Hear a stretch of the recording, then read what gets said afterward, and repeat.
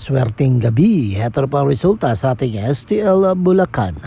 Para sa araw na to, April 13, 2026, Monday, third draw result. Maghanda na kayo at ibibigay ko na ang resulta ngayong gabi.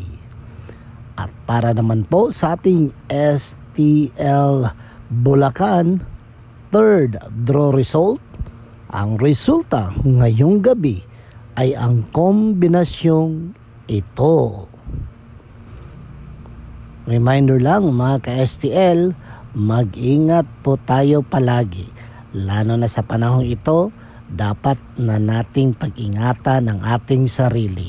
Okay? Mag-ingat kayo palagi. Don't forget to subscribe, Purple Green TV. Paki-like, share at comment po.